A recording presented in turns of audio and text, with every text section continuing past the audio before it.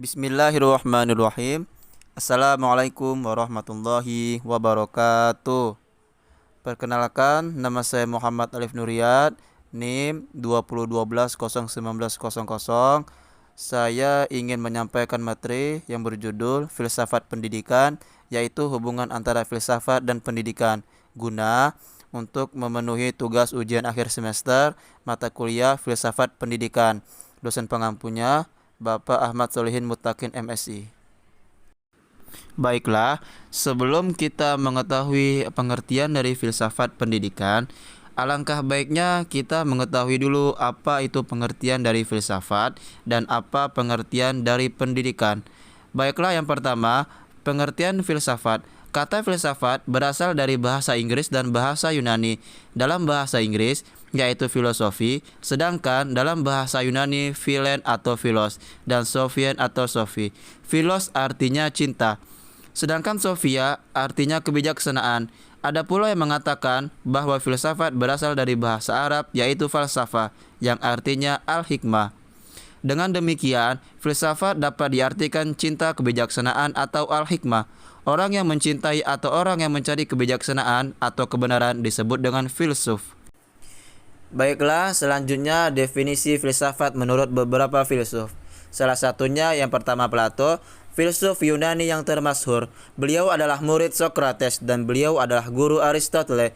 Beliau mendefinisikan filsafat adalah pengetahuan yang berminat mencapai kebenaran yang asli. Selanjutnya yaitu Aristoteles. Filsafat adalah ilmu pengetahuan yang meliputi kebenaran mengenai ilmu-ilmu metafisika, logika, retorika, etika, ekonomi, politik, dan estetika. Menurut beliau, ilmu filsafat itu adalah ilmu mencari kebenaran pertama, ilmu tentang segala yang ada, yang menunjukkan ada yang mengadakan sebagai penggerak pertama. Baiklah, selanjutnya pengertian pendidikan. Dalam kamus besar, disebutkan pendidikan artinya sebuah proses sikap dan tata laku seseorang atau sekelompok orang dalam usaha mendewasakan manusia melalui upaya pengajaran dan latihan, proses perbuatan dan cara mendidik. Selanjutnya definisi menurut beberapa ahli. Menurut Edward Humphrey, education means increase of skill, development of knowledge and understanding as a result of training, study or experience. Maksudnya adalah pendidikan yaitu sebuah penambahan keterampilan atau pengembangan ilmu pengetahuan dan pemahaman sebagai hasil latihan, studi atau pengalaman. Yang kedua ada Kyai Haji Dewantara. Kyai Haji Dewantara mengatakan pendidikan adalah menuntun segala kekuatan kodrat yang ada pada anak agar mereka sebagai manusia dan anggota masyarakat dapat mencapai keselamatan dan kebahagiaan yang setinggi-tingginya. Baiklah, selanjutnya definisi filsafat pendidikan. Dalam memahami apa pengertian dari filsafat dapat digunakan dua pendekatan, yaitu pendekatan tradisional dan pendekatan kritis. Yang pertama yaitu pendekatan tradisional. Filsafat pendidikan dalam arti tradisional adalah filsafat pendidikan dalam bentuk yang murni.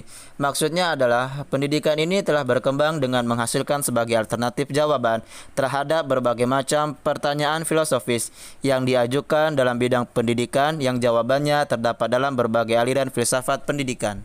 Baiklah, pendekatan yang kedua yaitu pendekatan kritis. Dalam pendekatan ini, pertanyaan yang diajukan dapat disusun dan tidak terikat periode waktu, serta dapat menerapkan analisis yang dapat menjangkau waktu kini maupun waktu yang akan datang.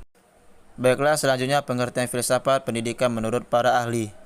Menurut John Dewey, memandang pendidikan sebagai proses pembentukan kemampuan dasar yang fundamental, baik menyangkut daya pikir maupun daya perasaan menuju ke arah tabiat manusia. Selanjutnya yaitu Thomson.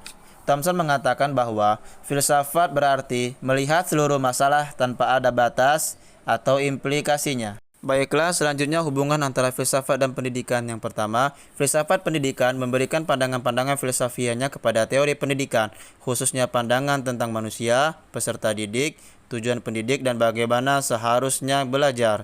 Yang kedua, teori pendidikan sebagai sebuah disiplin ilmu yang otonom, sering menemui masalah-masalah yang membutuhkan bantuan filsafat pendidikan. Terus, jika suatu teori pendidikan tidak dapat dipertanggungjawabkan secara filsafiah, khususnya yang berhubungan dengan hidup dan manusia, maka akan mengakibatkan perlakuan yang tidak bertanggung jawab.